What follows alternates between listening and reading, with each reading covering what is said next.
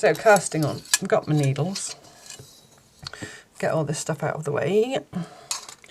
And I'm going to cast on 2 at a time. Now if you've never knit socks before and you're confident, just jump straight into 2 at a time, I would say. If you think you need to get the hang of 1 at a time first, obviously go for it.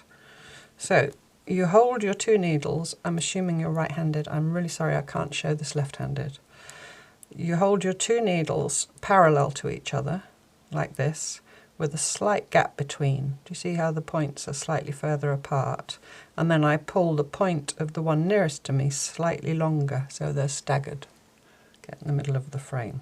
And then I hold them like that in my right hand, and then I get my yarn, and the tail's going away from me. Do you see? And then I lay it over my hand, like that, and then with my pointer finger and thumb, I take up a loop. So I've got the yarn that's going to the balls coming towards me and the tail's going away, and then they're both trapped there behind those 2 fingers. Can you see that? Like that. So now I've got this almost like a D shape. So then I take my 2 needles and I want 10 stitches per needle. And I think the easiest way to think of it is that you're scooping the yarn onto the needles. So you come over the top of the strand of yarn, you bisect your needles with the yarn, and then you scoop 1 stitch onto your back needle. And then you come that way and you scoop another stitch onto your front needle. And now you've got 1 pair of stitches. And I hold them with my thumb, and then you do the same thing again. So you come towards you and you bisect the needle with the yarn and scoop onto your back needle, and then you go away from you right around the outside, bisect the needles with the yarn and put a stitch onto your front needle, and there I've got 2 pairs. So I need 10. I'm just going to do that slowly without talking so you can just watch. I need 8 more per needle.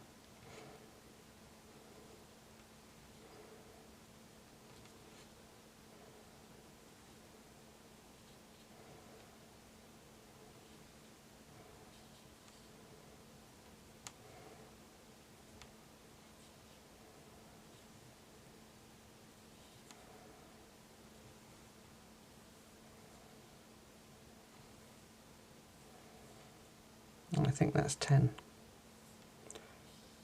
And I've not left very much of a tail. And you see my tail, my teeny tiny tail? I'm just going to twist it like that. I'm just putting a twist in it, and then I'm going to hold it with this finger, because otherwise that will just fall off. Okay, I'm just going to count my stitches just to check that I've got the right number.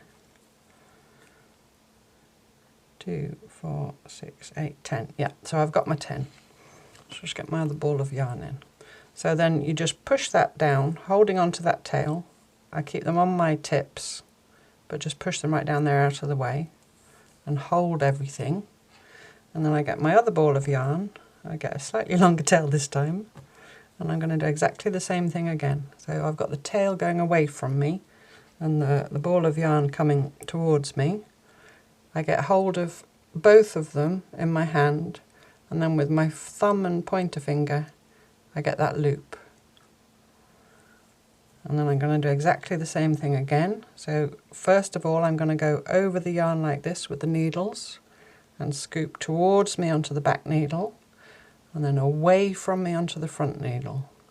So that's 1 pair, towards and away, 2 pairs, 3, 4, 5,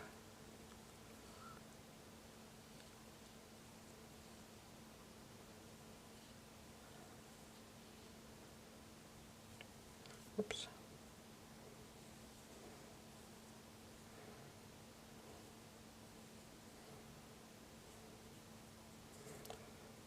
I'm going to do that again because I still don't have a long enough tail.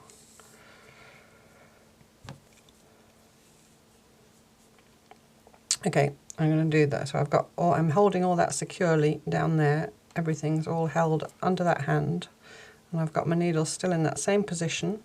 I get my second ball of yarn. I'm going to get a super long tail this time. let's say you've got about a foot of tail, just to be sure. And then I'm going to get the yarn, I'm going to lay it onto my hand, so the tail away from me, the working yarn towards me, and then take my thumb and my forefinger into the loop and my thumb into the loop, like that. So then you come over the top with your needles. So your needles are going either side of the yarn, and the first one goes onto the back needle. You scoop towards you onto the back needle and away from you onto the front needle, and that's one pair. So towards you onto the back needle and away from you onto the front needle, that's 2 pairs. 3 pairs, 4, 5, 6, not too tight, 7, 8, 9, 10. And then I do a twist, so I'm just twisting clockwise so that the tail comes up under my fingers just to hold on to it all. Okay, so then I've got a yarn there and a yarn there, and I've got everything held in my hand. And I'm going to turn this round. I'm not turning it over or anything, I'm just turning it round like the hand of a clock, from 9 o'clock till 3 o'clock. And then get it in my other hand. I'm still holding on to everything. I'm going to swap the balls of yarn. This is super, not tricky, but you know, the beginning bit's the worst and then it gets easier. So then I've got the needles still flat, so I'm going to take the needle that's closest to me and pull it long. Hope you can see, it's coming back into shot. And then I'm just going to take this yarn here and I'm going to knit this first line of stitches, just normally. First stitch will seem weird because it's just that twist, but just knit it as if it's a normal stitch. Don't worry too much about the tension at this stage, it will all sort itself out. Just knit those 10 stitches on that back needle.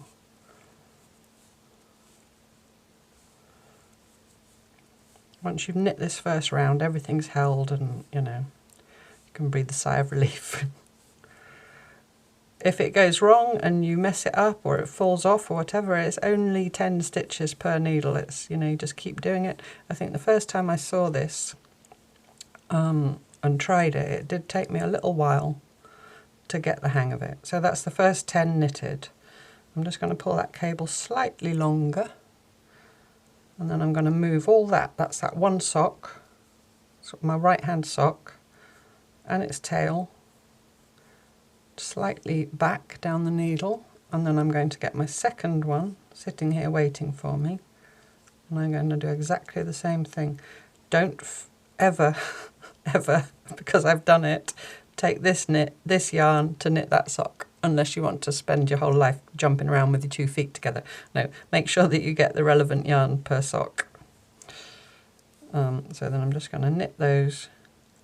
You see that first one's gone a little bit loopy. All I need to do is get that tail and just pull it up slightly, and then it snugs up. And just knit across those 10 in the same way, making sure I've got my 2 strands of yarn. So it's just knitting. It's just small and fiddly, but it's knitting.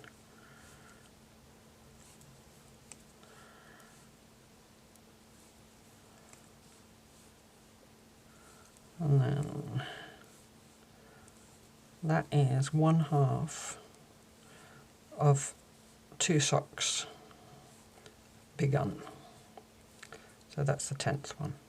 Okay, so then what I do now is, again, don't turn it over or anything, keep it the same way round. If you look at it, you'll see already that you've got some stockinette appearing in the gap between the needle and the cable. Turn it, again like the hand of a clock. If you want to put your balls of wool in there, you know, cross them over so they don't get tangled, you can. And then you're going to get this needle, this cable, back through those stitches. So I pull the cable a little bit, and then at the end I just wiggle the needle in. and then you're going to pull the front needle out again, and then you're going to knit across the other 10 stitches.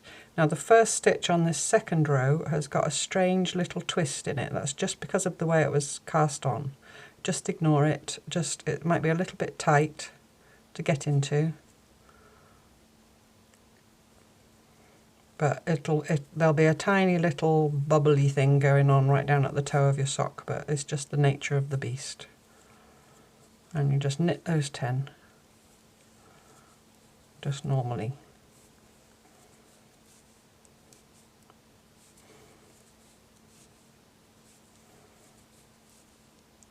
When you do Judy's Magic Cast on the original way, one of your rows of stitches are oriented backwards the way it's done, so you have to knit into the back of them. This way that I learned from Nathan Taylor, they're all oriented the right way, but you get that one tiny little weird thing going on at the beginning. But to me, you know, it's just the way I've learned, and it's never been a bother.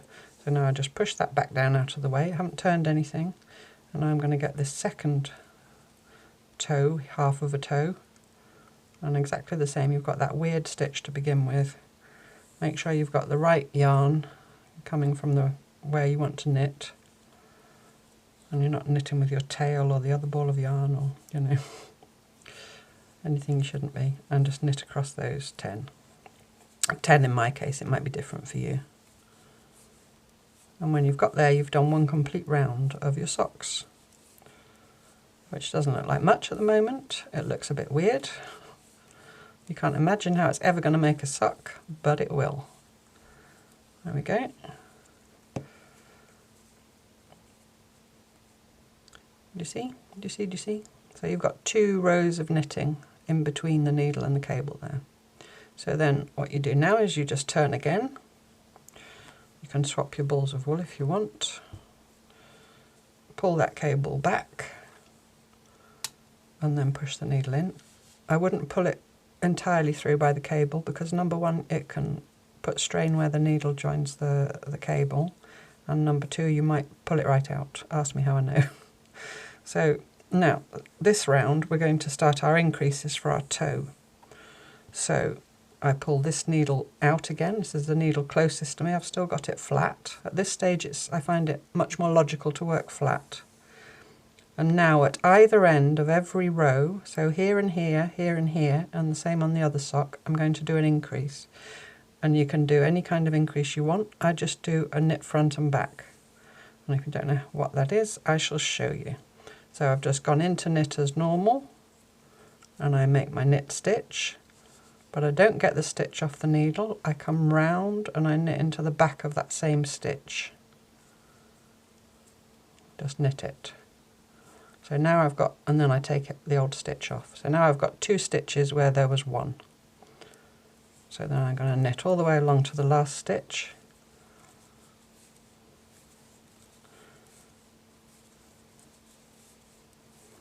And then when I get to the last stitch, I'm going to do a knit front and back again. So knit into the front of the stitch just as normal, but don't take it off the needle. Bring your needle tip round and knit into the back of it, like that, and then take it off. So now on that needle I've got 12 stitches. So then I just push that down a bit out of the way, get the next sock up into the starting position. I've got the knit side, you know, the good side facing up, so I know I'm knitting on the right side. Get my working yarn, do the same again, knit into the front and then knit into the back. Knit to the last stitch.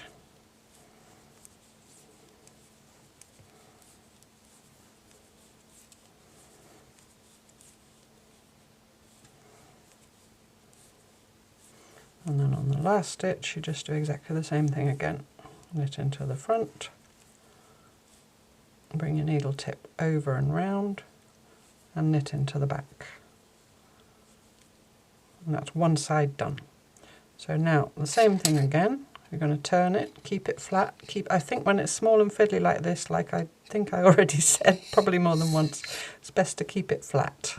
At one point it'll flip, but up until that point. So then I'm going to pull that cable till the needle tip meets the stitches. And then I'm going to wiggle my needle tip in. And now I need to increase on here.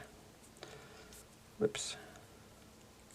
So pull this tip out, the tip that's nearest me, go into there, that first stitch. Make sure you don't pull super tight, especially not with these quite fine cables, but you don't want it to be loose and floppy there at the join. So just keep it snug. So into the front, take your needle tip round, into the back. So then you've got 2 stitches. I've split something, didn't feel right. I'm going to come out and start again. I split the yarn into the front, needle tip round, into the back. Now that's better, it feels better. Knit to the end.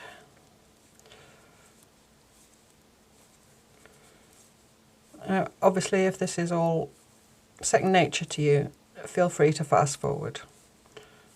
This is really for people who've never knit toe up, or in the round, or never done increases. Like I said, I'm just assuming that all you know how to do is knit.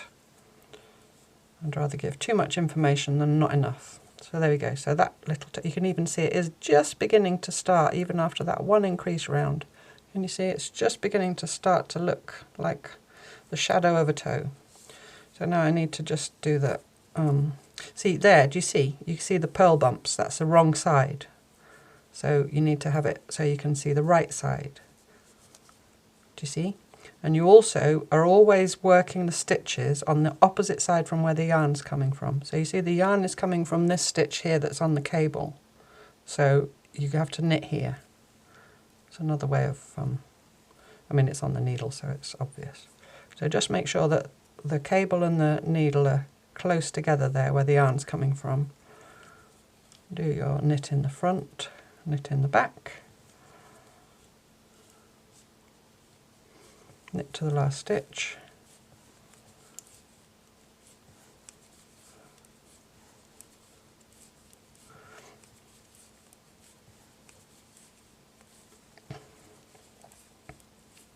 and then do another knit front and back, which you'll see written, if you see it written as KFB, that's what it means.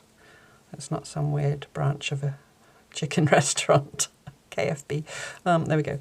So I've now got 12 stitches per needle per sock. Okay, so I'm going to turn it again, pull the cable out, push the needle in, and now I'm going to just do a plain round of knitting. And I'm going to go on like that, alternating an increase round where I increase 1 stitch at either end of every row with just a plain round of knitting. And I keep going like that until I've reached my target of 44 stitches per sock, or 22 stitches per needle per sock, finishing with a plain knit round. Okay, I think I might just do one more round just to show you the flip. Because you see now that's how I've been holding my work with my knit side facing up.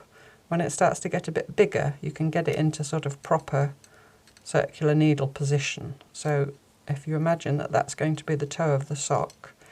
And also I always like to keep my tail of this first sock outside. Do you see that's my tail of yarn? I like to make sure it hangs outside the sock, because that acts as a beginning of round marker, so I don't need to mess about with stitch markers or anything. And then know if my tail's hanging there, that's the beginning of the round, the whole round of the 2 socks. So I make sure that tail's hanging out. So now now you see how I'm holding them.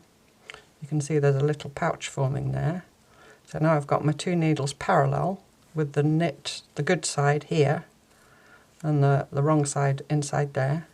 And now that this yarn, the working yarn, is coming up out of the middle, and then it needs to be going over behind this needle. You don't want it coming underneath, because you'll get extra things going on that you don't want. So you want that to be coming up out of the stitch that's there and going over to the back. So then you pull the back needle long, and now we talk about front and back needles. Pull the back needle long, go into your first stitch, get your working yarn, make sure your tail's out and everything's held together. That's a lot of things at once. Like learning to drive, it'll all come if you've never done it before. It will all become second nature. And then you just knit. And then just on those first couple of stitches, on every time you change from one needle to the other, not yanking tight, but just making sure it's snug. Otherwise you'll get your stitches up the sides of your socks will be loose and you'll get what's known as laddering. So you just on the first stitch or two of every needle change, when you go from one needle to the other, you just need to make sure you snug it up, and you just knit along. So we're going to do one complete round till we come back to the tail, and then we'll do an increase round and so on until we've reached the target number of stitches, which for me is 44 stitches per sock. Do you see here now that's all twisted? So I know that my working yarn has come out of the last stitch I made, which is there, so that needs to go to the back. I'm not bothered about that tail, it can be inside or outside or wherever it wants.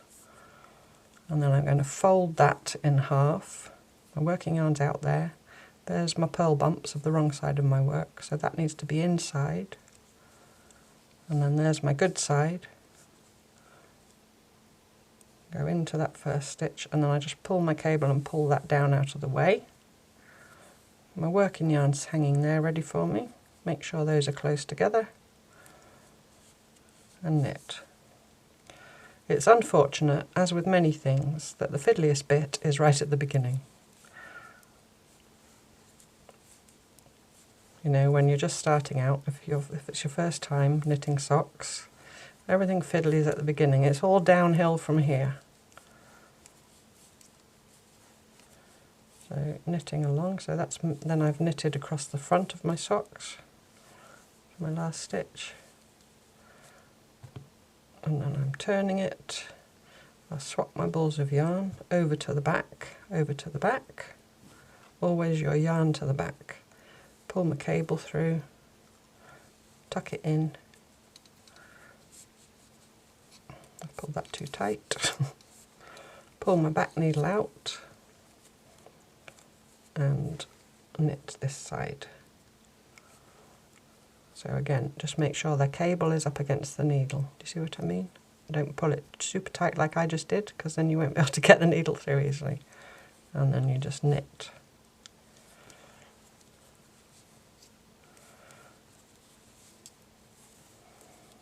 Across the back. So now I'm back round to the beginning of my round. Here's my tail to tell me. And this time it's an increase round. So I pull my back needle long, my yarn's going over to the back of my work, over the top of the needle to the back. Pull my back needle long, and I just wanted to show you, I hope you can see, that here, do you see this little bar? Put my needle under it just to show you. That's my increase. And then sitting above that bar is a little V, a knit stitch. And now because I see that knit stitch, I know that now I have to increase. If there was only the bar there, that would have been an increase, so I needed to knit. It's quite valuable to learn to read your knitting. I learnt to read my knitting when I was maybe 15, 16. I was staying a summer with my auntie, and I decided that I wanted to knit this quite complex sweater pattern. And I kept going wrong. It was laces, and it was yarn overs and past slip stitch overs and all that kind of thing. I kept going wrong, I kept taking it to her, she's a very experienced knitter, to put right for me, and she put it right a few times, and at one point she sat me down and she taught me how to read my knitting, she taught me how to pick up a drop stitch, she taught me how to go back several rows and turn a knit to a purl and vice versa. And yeah, I'm very, very grateful to her that she taught me that early on, because it avoids a lot of heartache, probably for her. Probably it was like, you know, teach a woman to fish, teach a woman to knit and she'll get a nice sweater. Teach a woman to read her knitting and she won't come bothering you every 5 minutes for you to put it right for her. Again, I've pulled that too tight. Don't pull your knitting too tight. So this is my increase round. So I'm just going to carry on working my way round, doing an increase either end and then a knit round in between until I've got my target number of stitches. And then I'll come back and we'll join a new colour.